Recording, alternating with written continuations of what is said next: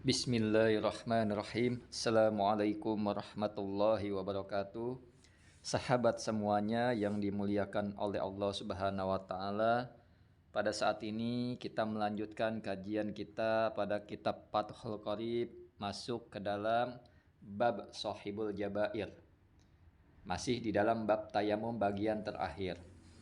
Qala al-musannif wa syarih rahimahullahu ta'ala wa nafa'na bihi wa bi'ulumihi fi darini amin.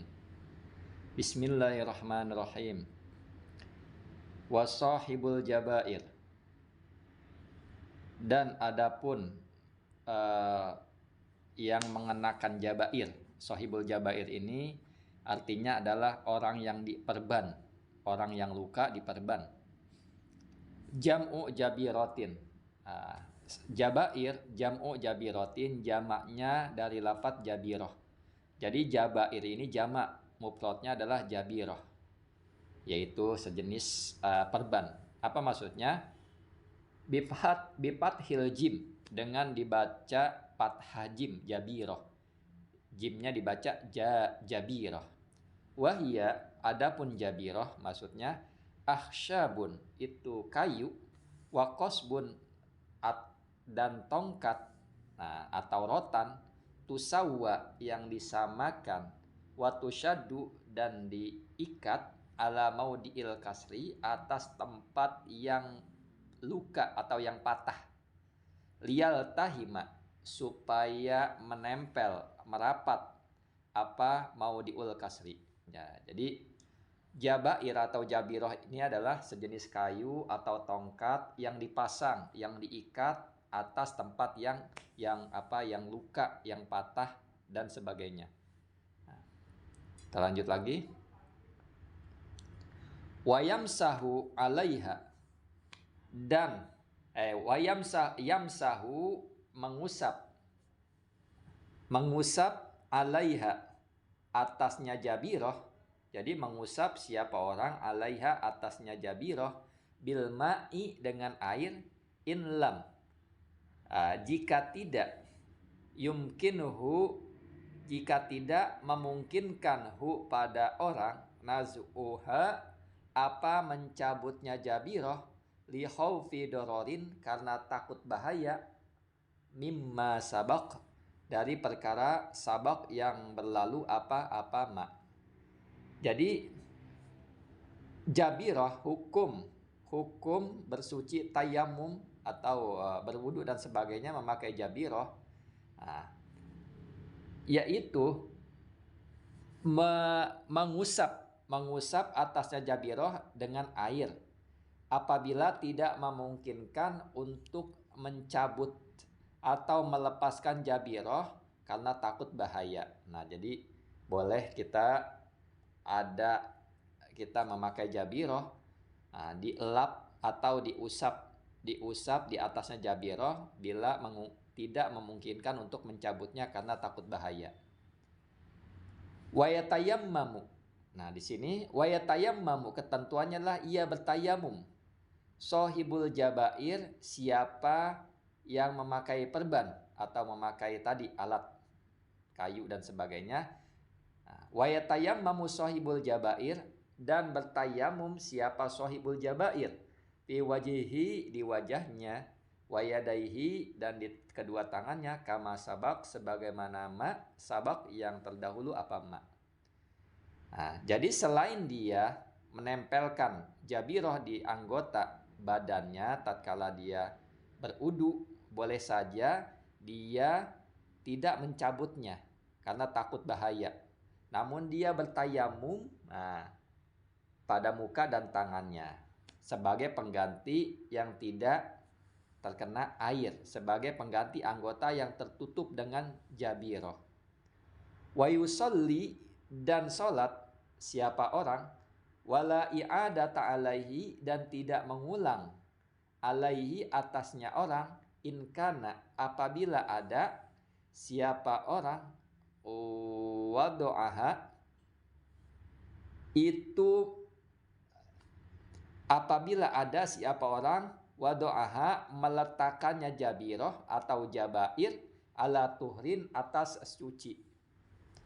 Wakanat dan ada apa jabiroh fi ghairi a'dha'it tayammum di selain tempatnya anggota tayamum, wa illa dan jika tidak ada maka mengulang siapa sahibul jabair, mengulang apanya, salatnya. Jadi ketentuan orang yang memakai jabiroh, nah di sini adalah ia boleh berudu dengan jabiroh tersebut. Nah, hanya mengusap saja. Namun dia harus bertayamum. Nah, biasa tayamum dia mengusap wajahnya dan tangannya dengan debu dan dia sholat sebagaimana sholat semestinya dan tidak perlu mengulang atasnya orang apabila ia meletakkan jabiroh tersebut ala tuhrin atas secuci. Jadi dia luka tapi dia berudu sebelum memakai jabiroh, maka hal tersebut tidak perlu mengulang sholatnya. Wakanat dan selanjutnya adalah bukan hanya itu, wakanat dan ada apa jabiroh fi ghairi a'dha'i tayammum di selain tempat anggota tayamum. Jadi jabair tersebut atau jabiroh tersebut bukan di anggota tayamum. Kalau di anggota tayamum maka dia harus mengulang sholatnya. Nah, bisa mudah dipahami insya Allah. Jadi orang yang memakai perban itu boleh dia berudu sebagaimana wudu mestinya dan anggota yang telah ditutup sama dia hanya mengusap di atasnya. Namun selain itu dia harus juga bertayamum. Ketika dia menggunakan jabiroh dalam keadaan suci dan anggota itu bukan di anggota tayamum, maka tidak perlu mengulang. Namun kalau dia menggunakan perban tersebut, dia dalam keadaan tidak suci dan anggotanya di anggota tayamum, maka wajib mengulang sholatnya. Wahada dan adapun ini itu pendapat qalahu yang berkata yang berkata pada An-Nawawi, siapa Imam Nawawi fi Raudah di dalam kitab Raudah.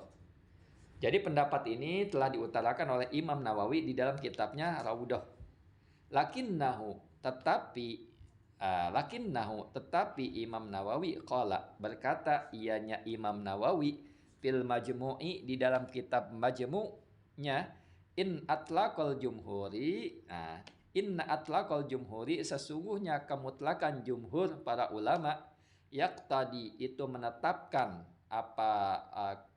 kemutlakan jumhur atau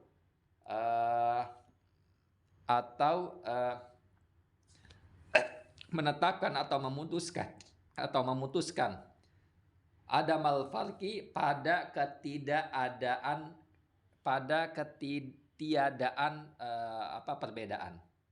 Jadi mutlak jumhur mengatakan atau menanggapi atau memutuskan atau menetapkan di sini tidak ada perbedaan baina a'dha'i tayammum di antara anggota tayamum wa ghairiha dan selain anggota tayammum.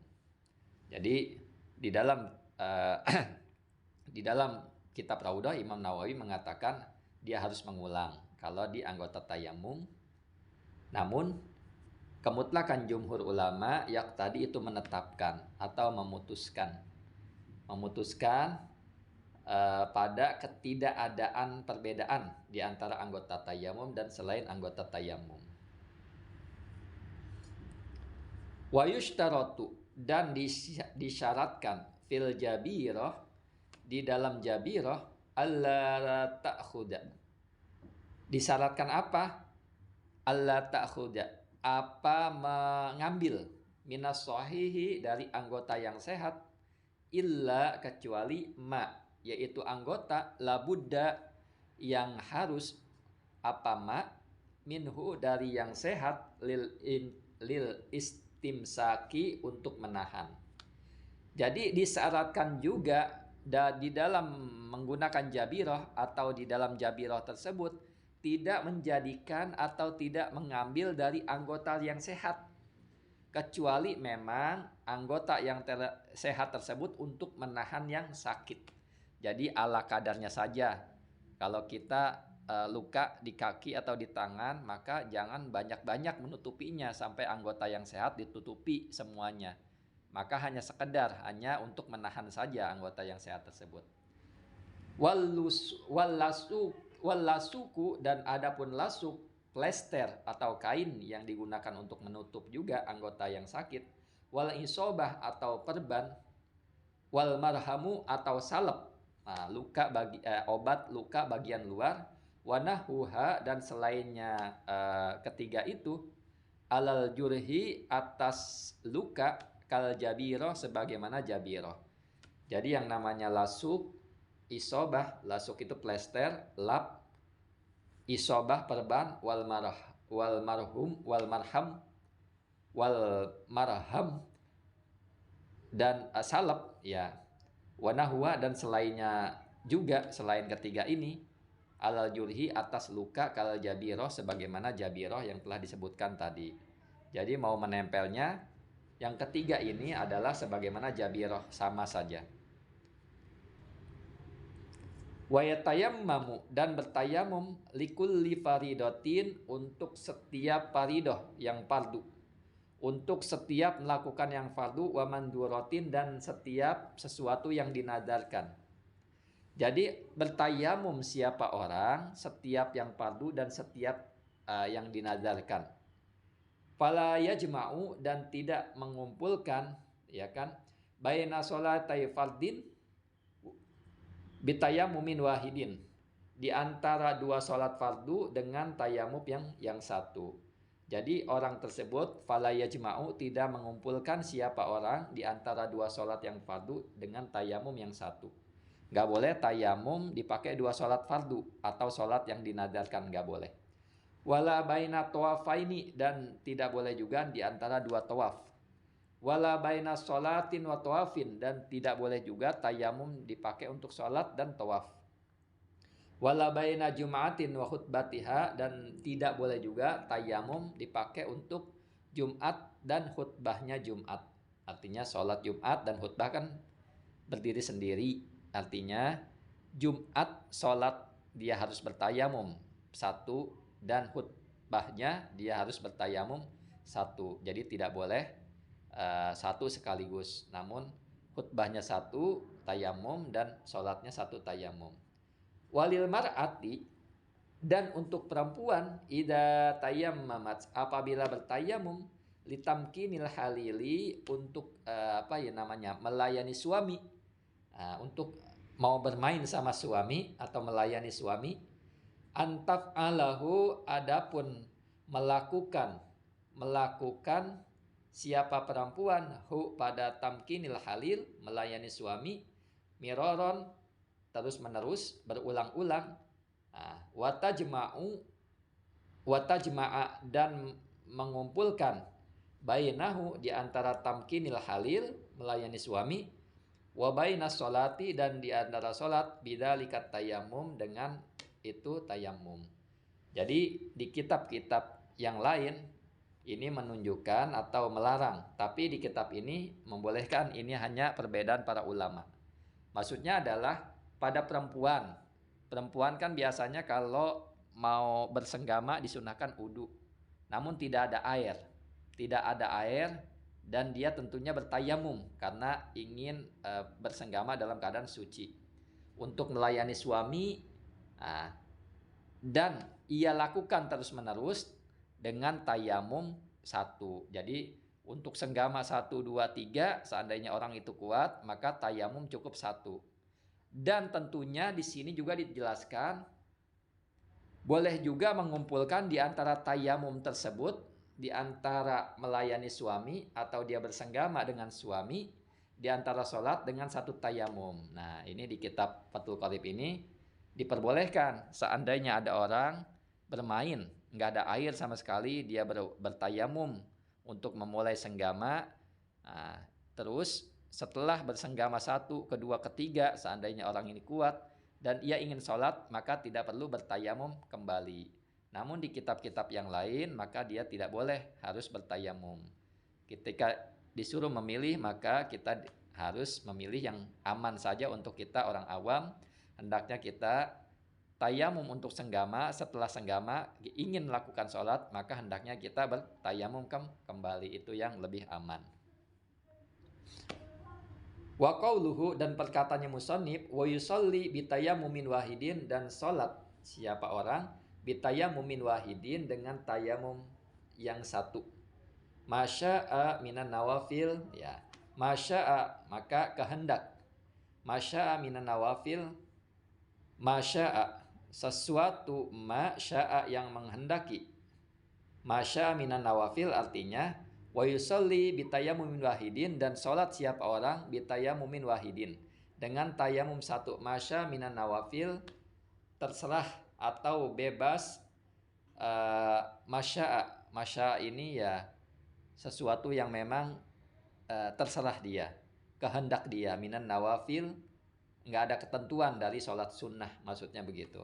Jadi kalau sholat fardu tayamumnya, kalau dia mau mengerjakan dua sholat fardu dan fardu maka harus tayamum sendiri-sendiri. Tapi kalau sholat sunnah maka dia cukup bertayamum satu saja, dan dia boleh melakukan sholat sunnah sekehendaknya, sebanyak-banyaknya.